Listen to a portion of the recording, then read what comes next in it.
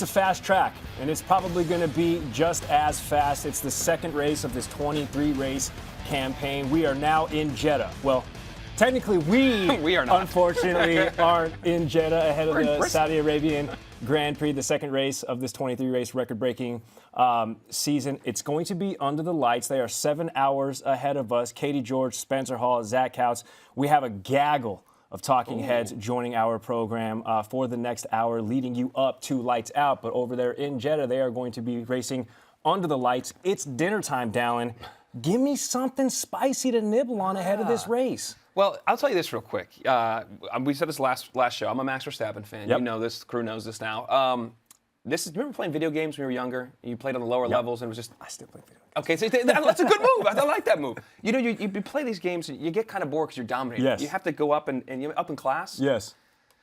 When Max went down yesterday with the drive shaft issue, I wasn't upset. I thought, this is going to be fun. This is going to be interesting now. I still think he ends up with the podium. That's not really a hot take. Of course. The odds are kind of in that vein that he still gets the podium.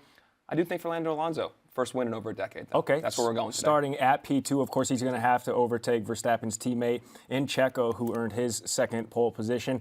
I'm actually happy that Max gets to start P15 because he gets to finally see what the back of an F1 car looks like, because he hasn't seen one of those in so long. Listen, you can join the conversation over the course of the next hour. We have our guy, Zach Couts, reading the comments. He is in the mud, getting his elbows greasy in the comment section over there on YouTube. Zach, say what's up to the people. Listen, if you agree, disagree, want to get in on the conversation, if you're watching Twitter, YouTube, make sure you drop a comment, and we will definitely get to you. The race dropping in less than an hour. Saudi Arabia Grand Prix. Let's get it. This is a race under the lights here in Saudi Arabia, and it's fast, very fast. It's lights out and away we go. Fernando Alonso almost in the wall. This is the best racing you could ever possibly imagine. Verstappen's going to try and go round the outside. Leclerc holds on to the lead. Here we go again. It's Max Verstappen that wins out. Wow, that was close. Nice. That was good.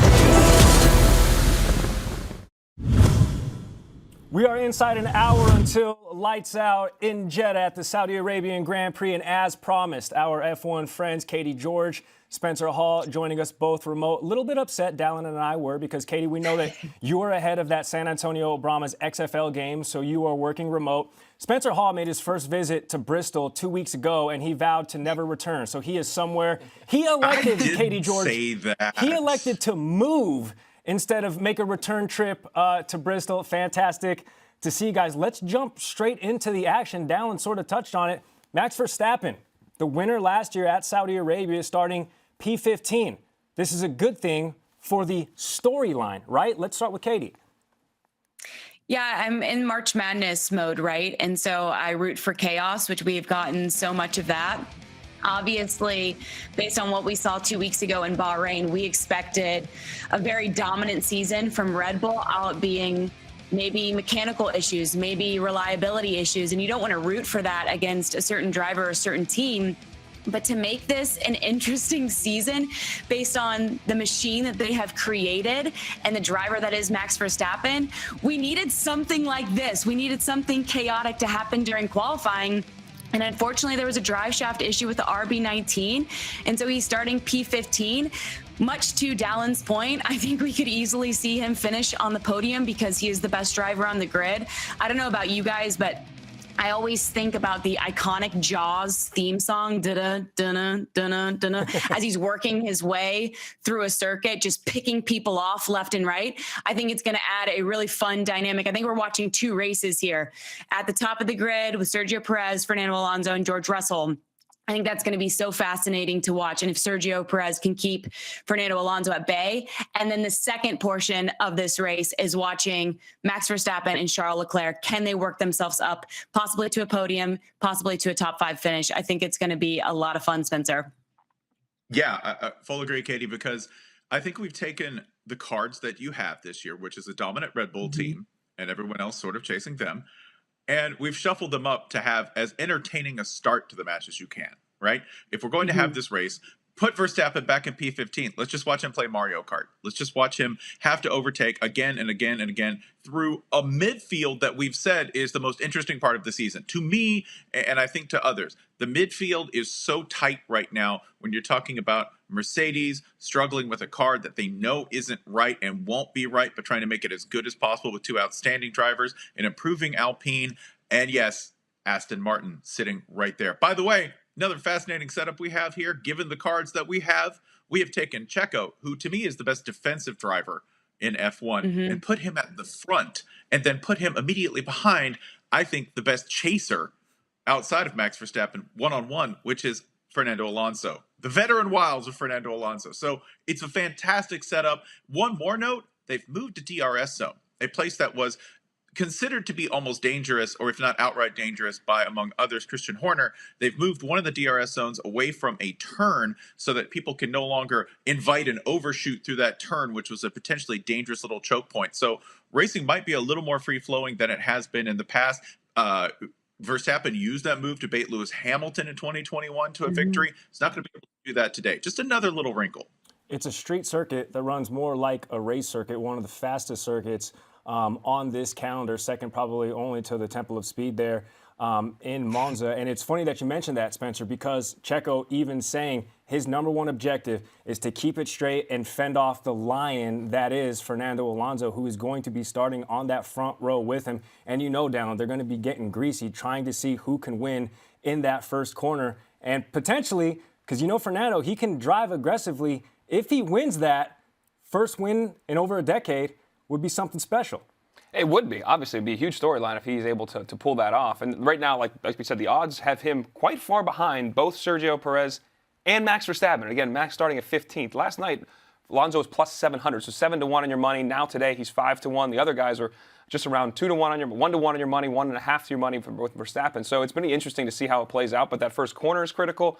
I also think Charles Leclerc is going to, he's starting from 12 because of his grid penalty, and he qualified second. So like that, there's just so many different dynamics in the course of this race, and I do think it's interesting to have Perez be the guy starting for what Spencer just mentioned, given what he's known for and his MO, if you will, but him starting and leading the line and how he kind of approaches this race. The strategy from a lot of different teams is going to be fascinating. The power unit issue, of course, making him take that 10-spot grid penalty. So he earned a P2 spot. If it wasn't for the penalty that he, of course, has to wear, he would be right up there with Checo. So, Katie, how do you think this does affect the race strategy? Because generally speaking, Max Verstappen and Checo owning that front row, they can finish 1-2 early and often. They actually swapped spots last year when Max started in fourth. He ended up winning in Saudi Arabia. How do you think the race strategy changes today as it relates to that? Yeah, I think it's going to be really fascinating to watch. And what we know about Red Bull is they're very good when it comes to team strategy, tire management. And so I think that they're going to have a great plan in place. To your all's point, I love Sergio Perez. I think he is the ultimate teammate, but also an excellent racing driver, and maybe doesn't get the credit that he necessarily deserves. Spencer mentioned his excellent defense. It's going to be so fun to watch at the start. I think he has to get off to a great start, especially in that first turn, to maintain the lead. But you think back to last year, he started on pole and then he came into the pits and there was an untimely safety car, which allowed Max Verstappen, Charles Leclerc, and Carlos Sainz all to overtake him. He finishes P4. It was gut-wrenching. So I expect Checo Perez to come into this one kind of with a vengeance, obviously a little chip on his shoulder. But what'll be really fascinating to watch is if we see Max Verstappen actually start picking people off and making his way towards the front of this pack. Then they're going to have some decisions on their hands to make. But I gotta believe this early in the season, they have to stick with Sergio Perez if he is getting it done. If he is still in the lead, he has done everything right. He performed yesterday in qualifying to get on pole. If he does what he needs to, I think Red Bull's got to stick with him, even if Max Verstappen is coming for him from behind, which I hope we get to see. Hey, Spencer, that has to break your heart because the first person in Verstappen's sight then, starting at P15, is your guy in Terry, Valtteri Bottas at 14. So he's going to be bearing down on him as soon as the lights go out. Yeah, there is a fascinating thing here. We have two really good drivers in the back of the pack due to pre-race penalties. Another one is Charles Leclerc. I'm fascinated by a couple of different things. One, can we get both Ferrari cars through the race? This is a legitimate question because not only do we have to move Leclerc up through lap traffic for most of the race on a track where things happen, okay?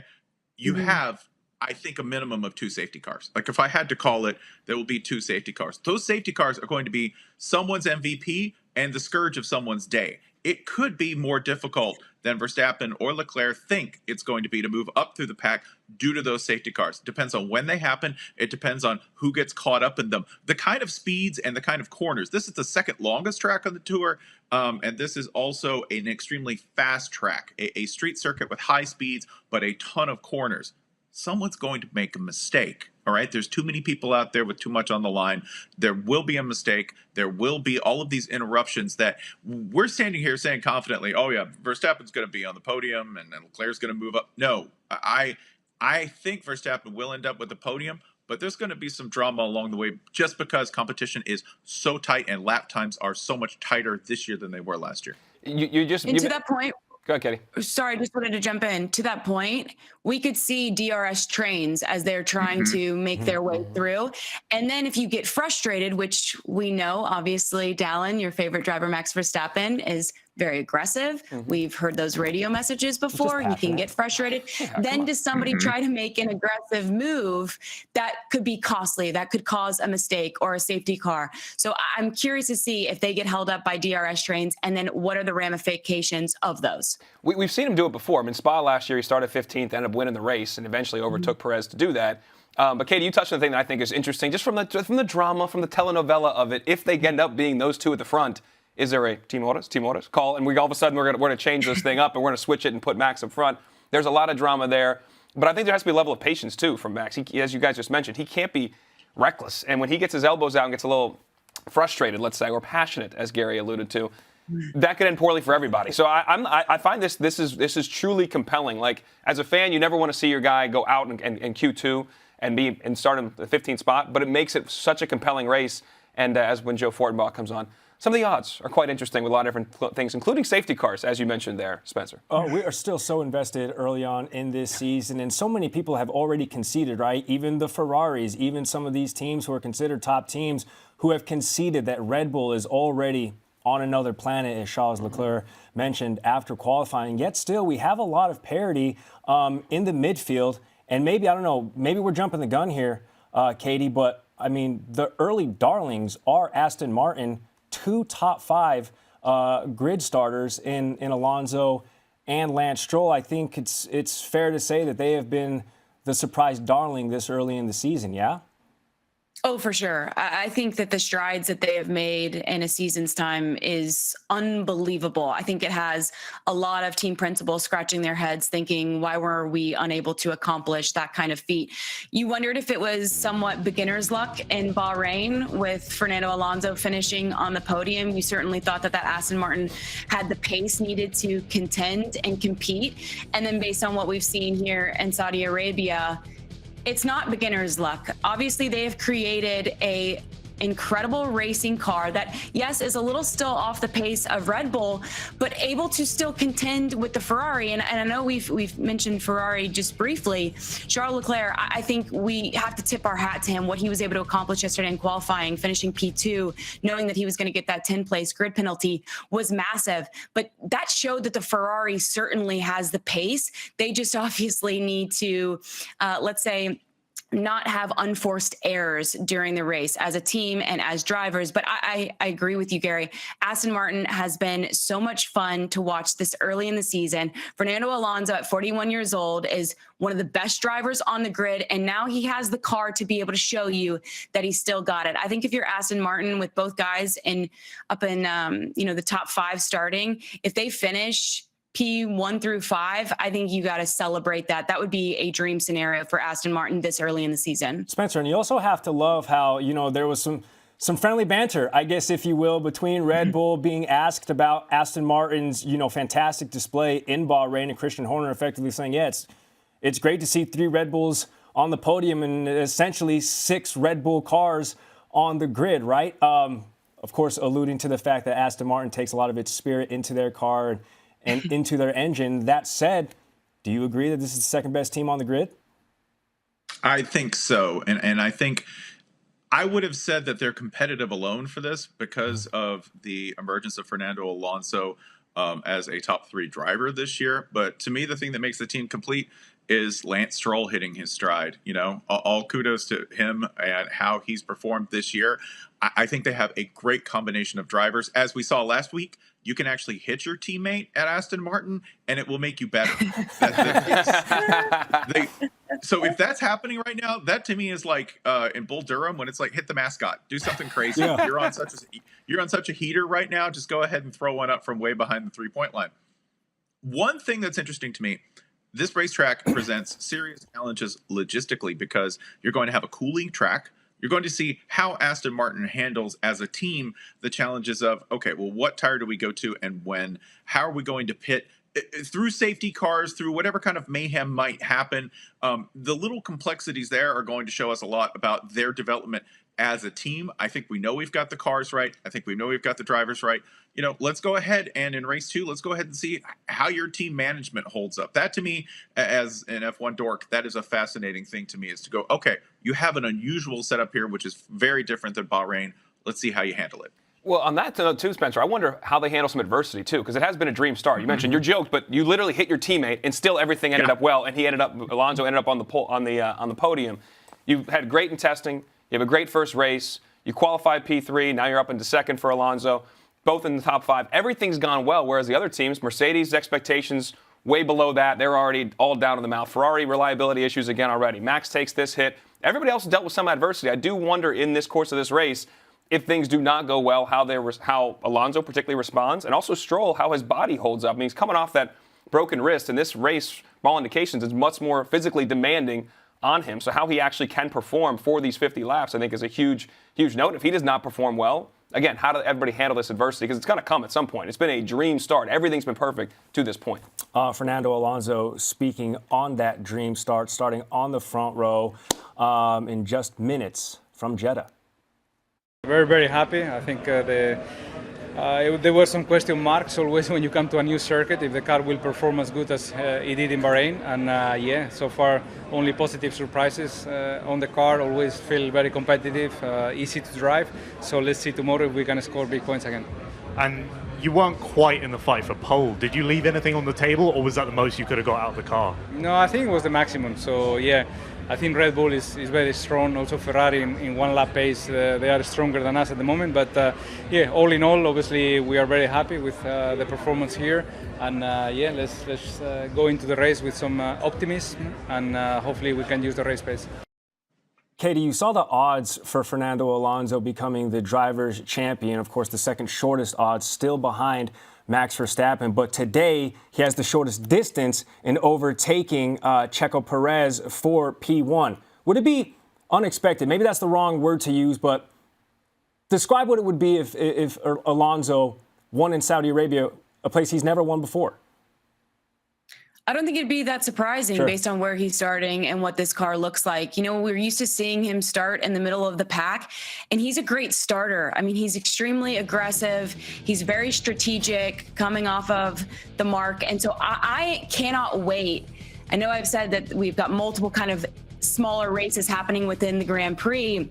I can't wait to see what his tactic is starting P2 right alongside Sergio Perez, because I could see him overtaking him right at the start, which would then be unbelievable to watch him defend at the front of the pack. And so I don't think it would be surprising to see Fernando Alonso up on top of that podium. This is the first time he started P1 or P2 since 2012. So we haven't gotten to see him in this position in a really, really long time at the start of a Grand Prix. That's what really excites me, because he is aggressive, and I think he's going to have his elbows out immediately. Sergio Perez, as I mentioned before, has to get off to a great start. And you know that they're working through all different kinds of scenarios of what to anticipate. Then you've got George Russell starting P3. Does he have the pace to keep up with those two in front? That's going to be really fascinating to watch as well. Katie, indicative of maybe what the Mercedes team is going through, because we are 19 minutes into the program, and that is our first mention of the Silver Arrows in Mercedes. Spencer, we'll ask you the same question. I know it's one of the newest races on the calendar, Saudi Arabia, but Alonso, the veteran that he is, the oldest driver on the grid, has never finished better than 13. Is today the day he finishes atop the podium? I see no reason why not, given his performance to date. I will also say this. He's either going to jump early or he's going to wait late. That's the thing. This is a veteran driver, but also a highly aggressive driver. If he has a chance to go ahead and hop in front of Checo on lap 1 at one point, he's going to try to take it. That may also be, by the way, when we see our first safety car, because an aggressive start like this can often give you a significant delay when we're cleaning everyone off the track and taking all of our predictions and just wadding them up and throwing them into a trash can. So that can happen. I like Alonso's veteran savvy and patience combined with his aggression. Usually when we say veterans, we're talking about, they'll wait till you slip up on a turn and you pass them. No. There's a part of Alonso that's still like 19 and has his hair on fire, okay? This is not the crafty old codger. This is Tom Cruise in Maverick, okay? He's still in charge. He will never die, and he will pass you whenever he can. But he's still going to try to be a little patient about it. Come on, Spencer. Speaking from a soon-to-be 40-year-old, when 40 is the new 25, baby. Let's go. That's fast. With that said, let's bring in another guy around my age, Joe Fortenbaugh, much smarter and better looking, though. Talk about some of the odds and the betting stuff. Joe, great to have you here in the show. Let's start just right there in terms of how things shook out yesterday. We've seen the odds move drastically in terms of who was the favorite. It was Verstappen pre-qualifying. He's now second favorite. Alonso was plus 700 yesterday. He's now down to plus 425 as I sit here now. Kind of take us through your expectations and kind of the odds movement as we've gone through the last 24 hours. First of all, haven't you and I seen enough of each other with you being in Vegas over the past week? Baby, I miss you, Snookums. I miss you. Way too much. I miss you. Go ahead. I miss you as well. All right, so the first thing that jumps out to me from an odds perspective is Ferrari. They're being priced like a team that has serious problems, which they have had. You had the failure last week from Leclerc. Sainz didn't perform up to snuff in the eyes of many. And then during the practice sessions this week, they didn't really impress anybody, but I don't think they were trying to. But look at what happened in quali. Both finished top 5. Now, it's probably just top 6 if Max's car doesn't crap out on him earlier in the day. But the reality is those cars ran quite well, and they're built for speed at this track. If Ferrari, and this is a big if, can find a way to not have the failures that they've had over the last year plus, they're being priced way out to left field here. So that's what I'm looking for. When you're trying to extract some value right now, Carlos Sainz sitting at 40-1, where Charles Leclerc is, these two could be the big performers of the day from an odds move perspective. I totally agree with you in that. We'll come back to that in the head-to-heads. So I think both of those, I'm targeting both Sainz and Leclerc for potential head-to-head matchups here. Let's talk about something here that's not about the positive, but what can go bad in a race. So we've got some rookies here, and this is a very difficult circuit. I know you like the not to classify bet. To classify for a race, you have to finish 90% of the race. So are there certain guys you're targeting to essentially fail but pay you out? Yeah, this is not Bahrain. This is going to be a much difficult circuit, especially for the rookies here. There's a prop right now over under 16.5 drivers to be classified, which you said you need to complete 90% of the race. I'm going to bet the under on 16.5. So what that says is we need 4 guys to not be classified. You go back to last year, 6 failed to classify in Saudi Arabia. The year before that, 5 failed to classify. The safety car making an appearance today is minus 600. That means you're risking $600 to win 100 on the safety car. The pricing tells us that we should expect to see a safety car. Spencer's been talking about it all day, and he's right. We're going to see at least one, in my opinion. And with 3 rookies in the field, I think you're going to have plenty of turmoil. Plus, Yuki Tsunoda, the ultimate wild card with the way he likes to drive. So I would bet the under 16.5 drivers classified, and then 3 guys I would bet to not be classified would be all 3 rookies. Logan Sargent, Oscar Piastri, and then Nick DeVries as well. Here's how this works. If we hit just one of these, we're going to be fine. We'll break even. For example, if Piastri doesn't classify, that's a 2-to-1 payout, and that covers our other 2 bets. So if it's 1 unit across the board, we're fine. If we get at least 2 to not qualify, then we're turning a profit. And with the way Logan Sargent was running in quali yesterday, he looks like an inexperienced rookie who's going to have a tough time on this circuit. It's not to knock the guy, but we're just looking at the situation. In Bahrain, the rookies had all that testing to go out there and get familiar with the track. They don't have that here in Saudi Arabia, so let's look to exploit that. Yeah, Sargent qualified 20th, and to say he seemed shaky would be kind for the only American on the grid. So I'm right there with you. I'm going to play him, and I think Piastri. Although Piastri was very good yesterday, I think McLaren, there are issues with the car overall. Him being a rookie and him starting ahead of Leclerc and ahead of Verstappen at 9th is actually maybe a little bit more of a problem. As we said, how those two guys are going to navigate their way through the race could cause more chaos within the race. So the safety car bet, I'm right there with you on not to classify as well with those two guys in particular for me. All right, let's get to some of your head-to-heads. I know this is one of your favorite things to bet within F1. It's a great way to maintain interest in a race, even if it's somebody is dominating. There's so much else going on and so much intrigue and money to be made. What are you focusing on in terms of your head-to-heads? First one out of the gate is Carlos Sainz plus 175 over Max Verstappen. Again, Ferrari being priced as if they're going to have major problems today. And if they do, so be it. I'm on the wrong end, but at least I'm getting the fair price. If they perform up to speed today, we're getting tremendous value here. Verstappen starting 11 spots back of Sainz, who was a great qualifier yesterday. Like we saw with he and Leclerc, that car can run. Now that's short track. That's one lap. You're trying to put up a great speed. You're on the soft tires. Over the course of the race is the problem for Ferrari. But given what Max has to go through to get up there, plus 175 is a bet I'm willing to take a shot on. Charles Leclerc minus 140 over Lewis Hamilton, a lot in the same vein here. This was minus 110 when we were talking last night. So the money's been coming in on Leclerc, and for good reason. He's only a few spots back of Hamilton. Hamilton is speaking like a guy who has no confidence right now. At every turn, he's talking about problems with the car, problems with the team. Now we're talking about his future. He's been out-qualied by George Russell, his teammate, 2 races in a row. I look to that, and I think Leclerc with the faster car can get up ahead of him at some point in this race, so I'd lay the minus 140. And then we're going to get a little juicy here, but Yuki Tsunoda minus 175 over Logan Sargent. This comes down to one thing and one thing only, experience. We've seen Tsunoda on this track before. He hasn't been great, but the experience here is going to be the difference. I don't like the rookies on the track. I think it's going to be a problem, and given where Sargent's starting as well, we have the head start. So Yuki's high risk out there, high risk, but I am going to go ahead and lay that price in the matchup. It's fun. For folks, if anybody out there watches Daily Wager, whenever Joe and I are aligned, that doesn't bode well for us. So I'm a little concerned on the Leclerc-Lewis because I was all over that last night at minus 110. So I'm a little worried about that one. We both like Russell, but in a different matchup. I mean, Sainz in a different matchup. You took Sainz against Verstappen. I like Sainz actually against Russell. He's starting 1 spot behind him, and George Russell's getting priced at minus 140.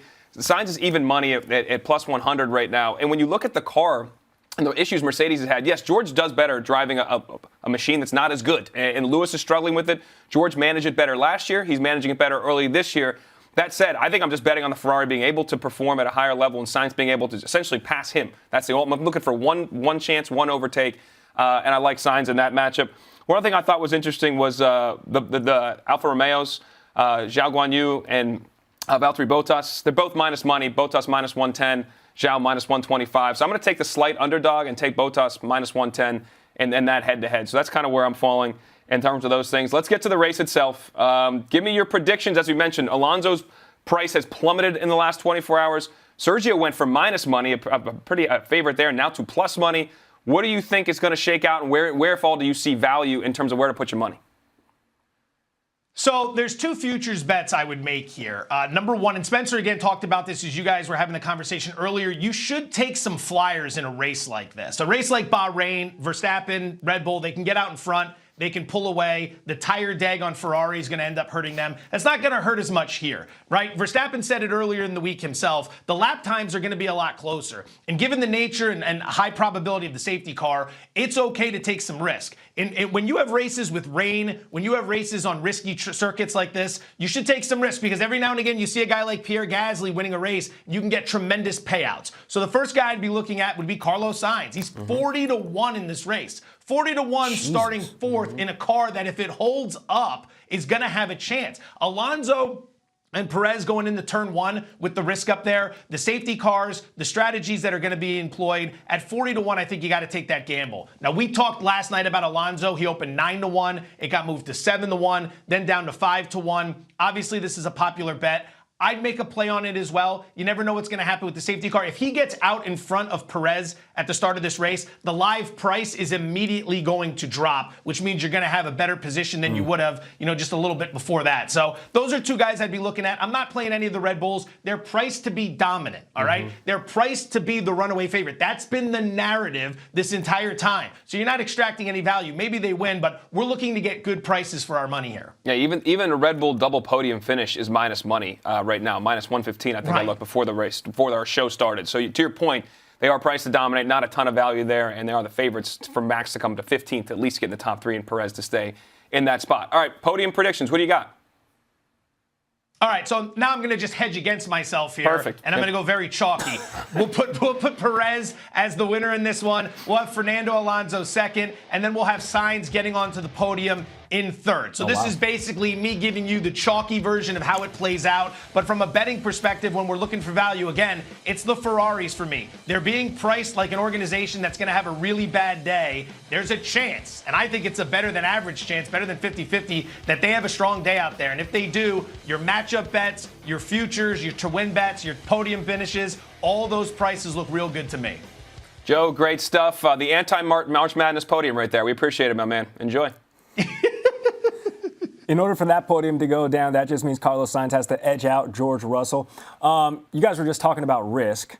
It's always a risk to monitor the comment section, to read the comments in the comment section. Yeah. Yet still, against our better judgment, Let's wade in there. we're going to take a deep dive. Zach Couts holding things down in our YouTube little studio. Zach, what's the conversation like in the comments 30 minutes until lights out at Jeddah? Yeah, let me tell you, Gary, there are a lot of excitement in the chat right now. Sal Muzzarelli is our resident Ferrari fan in the chat. He's very excited to see, and he has a bold prediction of a bad pit stop for either Red Bull or Aston Martin in this one. You guys were discussing the pressures could get in this race. Safety car strategy could be an issue. I thought that was pretty bold considering he's a Ferrari fan himself, talking about bad pit stops. But yeah, a lot of excitement. We ran a poll earlier. It seems as though a lot of people think Checo Perez could get ahead in this one and take the victory. And also, people in the midfield, the drivers in the midfield, Alpine, Alfa Romeo, they could play a huge factor in letting Charles, Max get up the grid to challenge for a podium or even a win. So people are excited. We got Weirwood, we got Tommy22 in here. It is popping off. Can't wait. It should be an extremely spicy race. Zach, thank you very much. I love a good spicy rice. Anytime, any place. You mentioned the Mercedes. They're starting 3-7. It's George Russell. It's Lewis Hamilton. Katie, I want to start with you. And maybe this takes a little bit of sting away from the question, given what Toto Wolff came out and said just days ago, what Lewis Hamilton came out and said just days ago, effectively, hey, I'm here with Mercedes. I trust this team. Toto Wolff doubling down on that and saying, we're going to make it happen. Lewis Hamilton in the last year of his contract with Mercedes. But given that team dynamic, George Russell now starting ahead of Lewis in back-to-back races, how do you think that plays out tonight? Yeah, I'll be fascinated to see. I think that Lewis Hamilton, you have to start there, right? I think George Russell has been a breath of fresh air. He's performed so consistently in his time at Mercedes all last season, and he's picked up right where he's left off, even though the car has not been exactly what they were envisioning. I think this is a trickier position to be in if you're Lewis Hamilton, because it's all about setting expectations. Think about how many championships he won at Mercedes when they were just putting out car after car after car that was better than the rest. Well, now you're seeing that trend happen here at Red Bull. And so the expectation has now changed for Mercedes, for Toto Wolff, and for Lewis Hamilton, and how that weighs on you mentally as an athlete when you are used to performing at this level with this kind of car and finishing in these places. And then all of a sudden that just cold turkey stops as drastically as it did last season, starting with the porpoising. Then obviously they made strides late in the season, and you felt like, okay, if they're going to double down on the slim side pods, the zero side pod concept, they at least made some progress. Well, then as you saw at the start of the season in winter testing, as well as what we saw in Bahrain, it's not good enough. And Toto Wolff has essentially said, we've got to scrap it. We've got upgrades coming. Our car is going to look very, very different, say middle of summer. But even then, you're not going to be in contention to win a championship, which is what Lewis Hamilton is used to doing.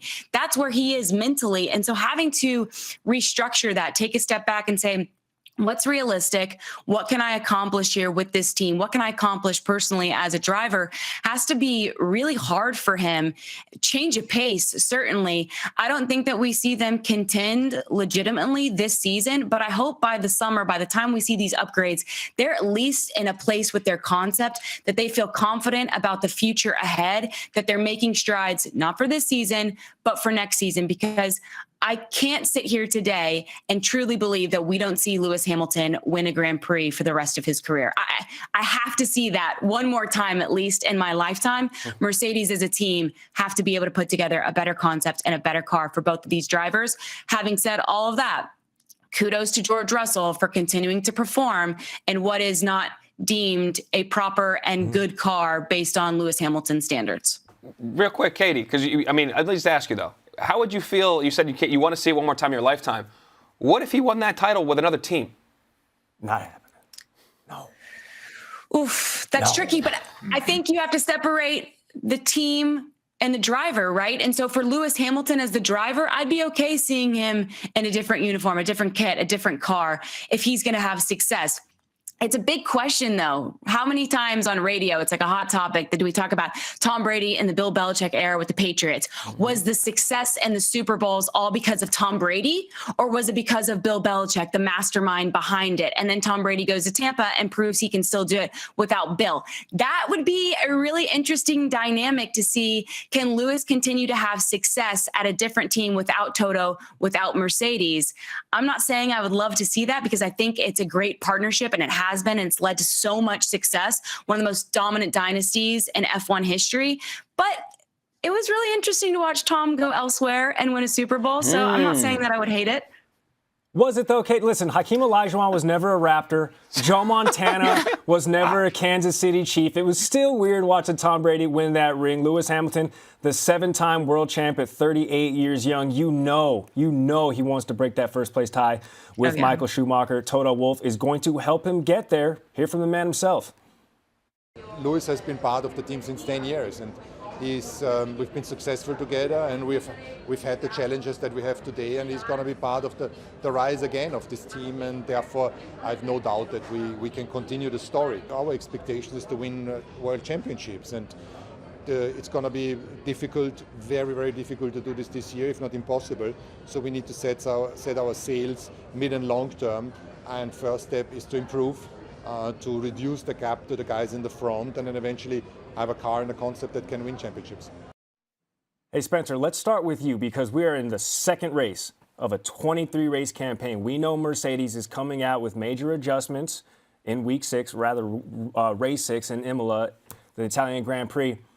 All that to say, Mercedes right now, third in the Constructors' Cup standing. Listen, they're still scoring points, so are we being a little bit too dramatic in saying that their season is already over before it essentially gets started?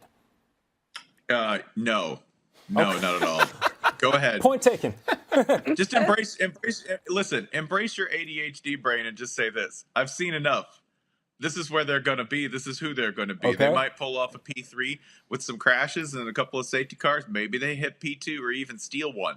But this is who they are. It's so hard to not hit fast forward on Mercedes this year, just given everything we know is going to happen. And in case that wasn't tempting enough, to just say, okay, Lewis Hamilton's the rest of the year is going to be about change for him, either with his contract coming up or with the car continuing to not perform. And the team, I think, maybe justifiably looking at George Russell as, I can't believe I'm saying this, the better fit for this particular car in this particular moment.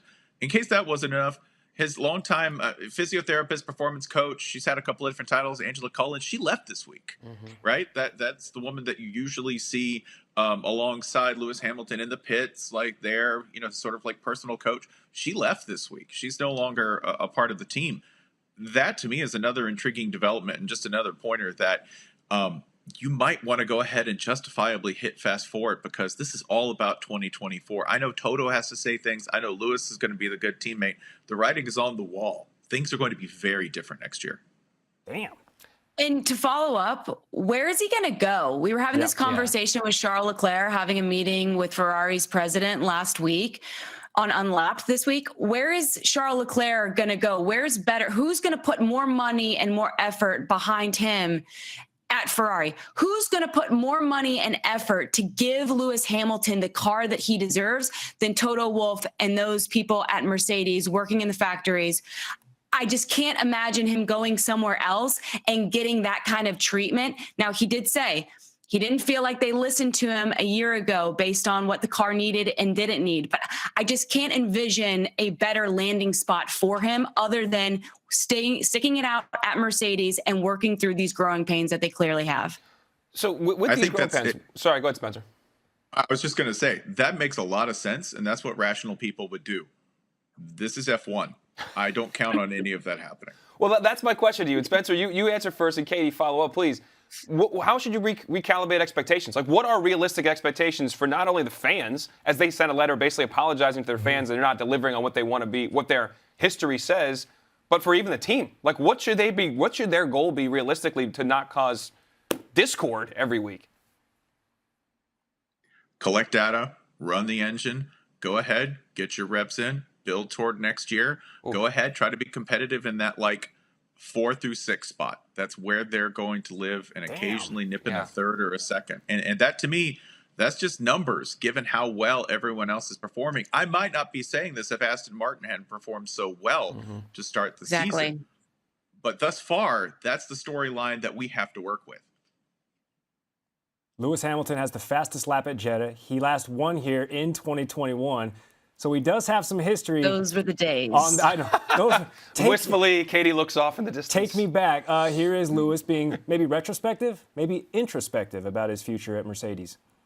You just redirect your energy. It's just different. If you're fighting for a world championship, which is what you prepare for at the beginning of the season, you realize that that's not the case, and then you redirect the energy into building and strengthening the team, supporting everyone in the best way you can, you continue to prepare the same for the races in a sense of your fitness and your mental approach.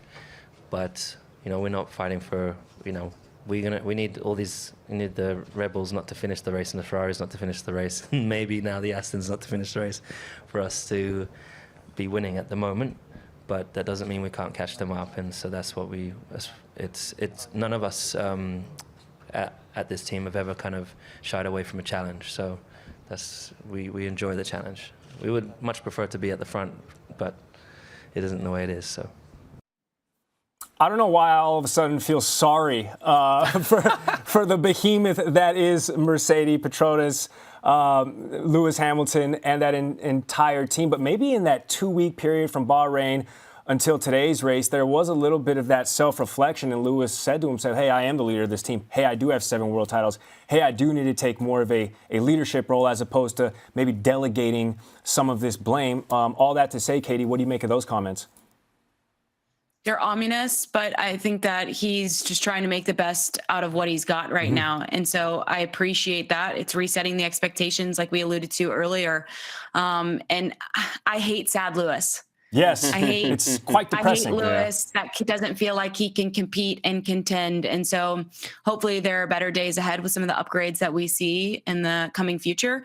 And if not, we'll scrap it and hope for a more competitive Mercedes as a whole next season. All right, you just heard Katie's reaction to that. If you want to hear more Katie George on F1 and all things in the periphery, you should take a listen to her podcast. It's called Unlapped. It goes a little something like this. It is almost unbelievable because Ferrari's big focus over the winter was reliability. To have this right off the bat, a DNF, and then now a 10-place grid penalty, I just can't imagine where he is mentally. It's nuts. I can't believe that this is kind of the storyline going into the year, because especially with Red Bull being so far ahead as well, this just feels like an added kick to the gut, doesn't it? It would take something pretty special, you would think, for Lewis to walk away. I would actually put money on Lewis retiring before Fernando Alonso at this point, just because it seems like Alonso just will never go away. What a freaking performance from him. Choo-choo! My guy. All aboard the Alonso hype train. Nate Saunders and Lawrence Edmondson, friends of that program. Friends of this program, Liz Loza joining us now. Liz, fantastic to see you. All right, enough talk about Mercedes and the top of this grid. Let's talk about some midfield action. And Alpine, they have drivers starting 6, and Esteban Ocon and Pierre Gasly at 9. What did you make of their weekend from practice to quali? I mean, this is my sleeper pick for Jeddah. I was so impressed by this team's discipline. Let's start 2 weeks ago at Bahrain, right? Pierre Gasly gets dinged in qualies for speeding in the pit lane. Then in the actual race, Esteban Ocon takes a hat trick of penalties. This, let's be honest, on the heels of the Oscar Piastri chaos that the team endured last year and that we're all freshly reminded of thanks to Drive to Survive, right?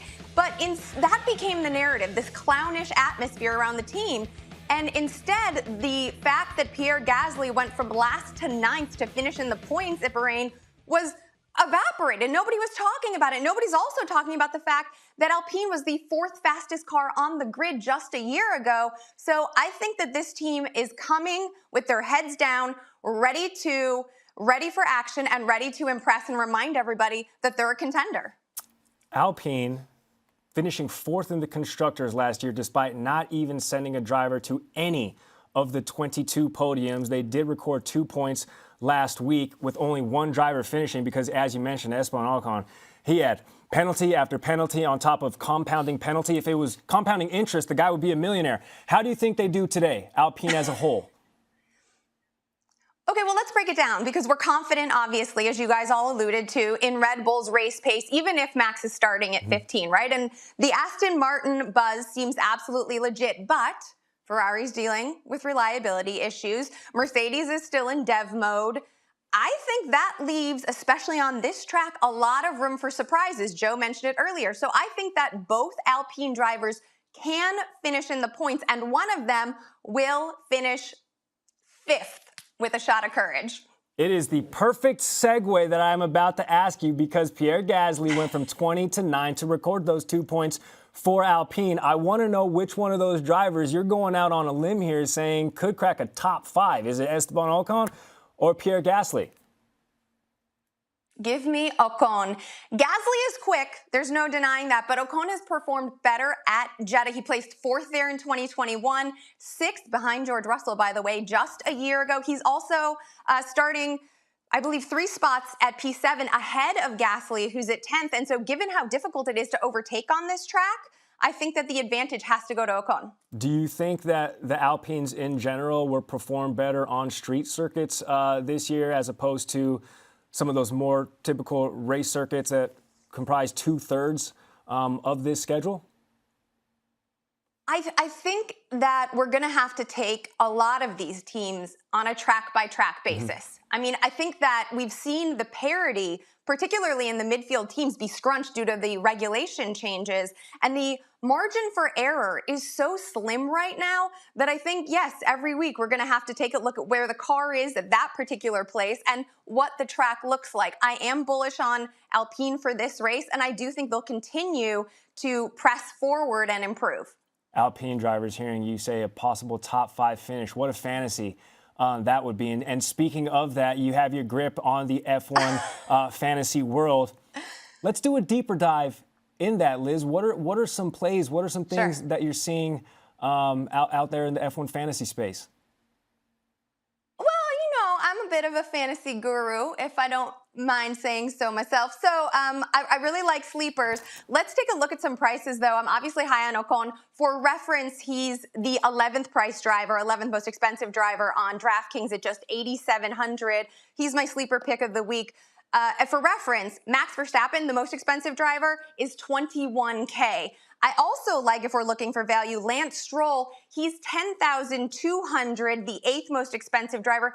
Also, $10,200, that's less than $2,000 above the average player salary based on a $50K budget. And he's starting, Lance Stroll is 6th on the grid. I also think because of SVG, which is spots versus grid scoring, basically rewards overtakes. Lando Norris, who is starting at 19th, could be an interesting value at $9,000. And I also wouldn't be surprised to see him outlast and outrace his teammate Oscar Piastri, which could gain him some defeated teammate points given the scoring system. Yeah, Piastri didn't get past 15 laps in the season opener last week in Bahrain.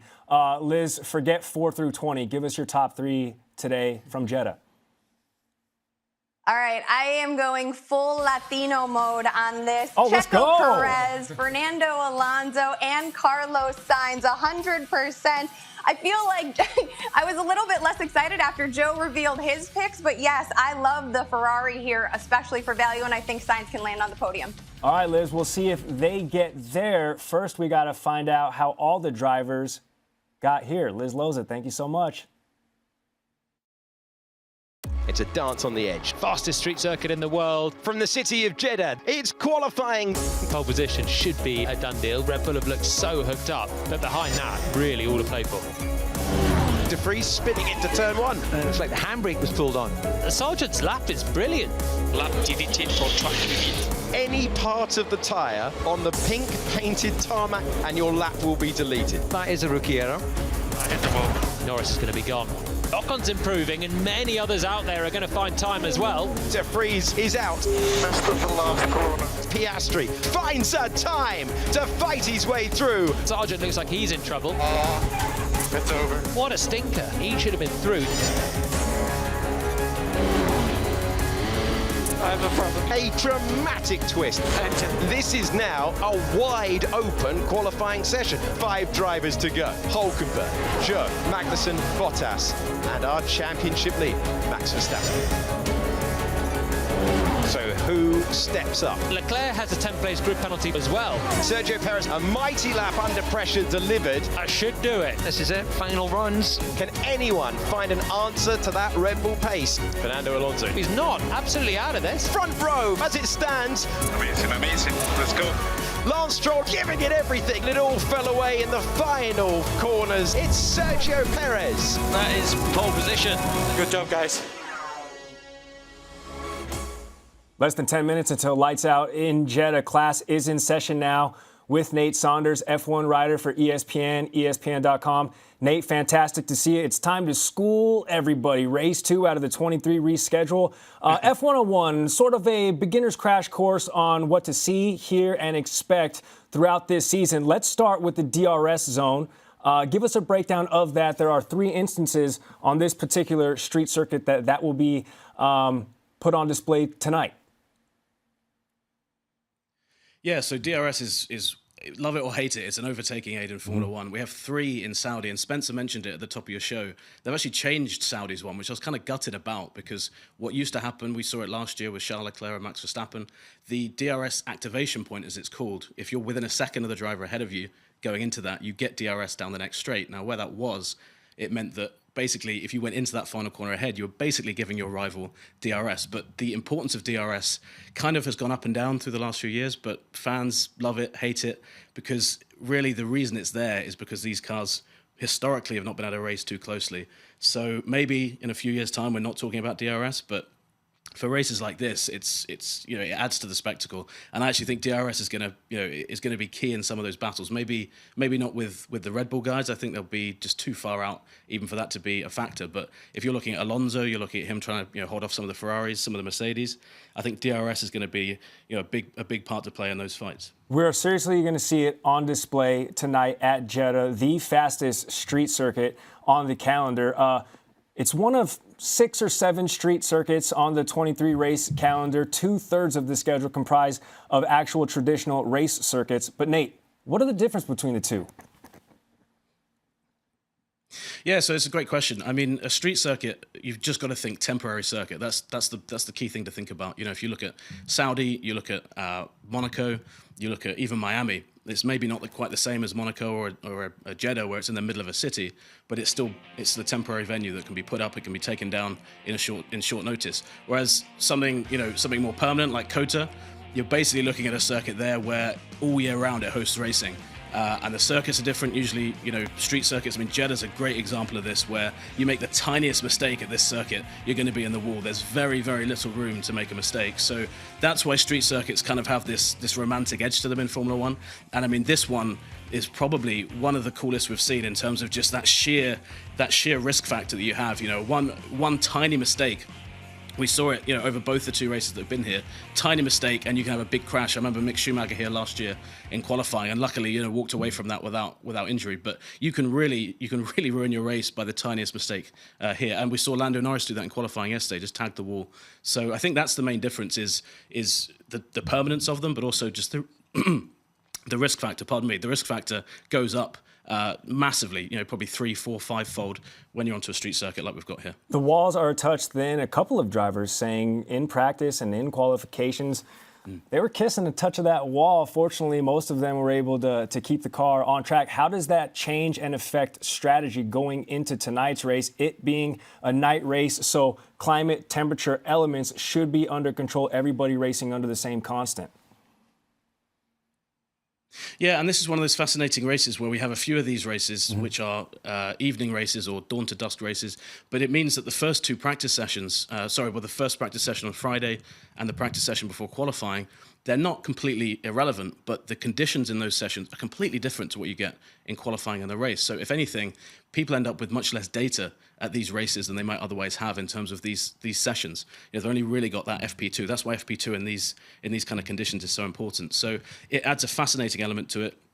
Drivers also, it's a tiny, tiny, minute detail, but drivers spend ages agonizing over which visor they're going to wear for these races, because if you pick the wrong one, you're basically being blinded the entire race by those floodlights. So there's so many things to think about, and also, we'll come to it in a sec, I think, but the safety car element here is so big that I think everybody's strategy is just on a knife edge all the time. I mean, I don't envy race strategists anyway, but I mean, this is one of those races where I absolutely would not want to be in their shoes at all. We're going to talk about the safety car right now because it's a perfect segue, because under perfect conditions, under the green flag, all 50 laps, some say strategy-wise this could be a one-pit race, but Spencer already talked on it, Joe talked about it, Katie, Dalen all said that we should at least expect one safety car. Why and what is it?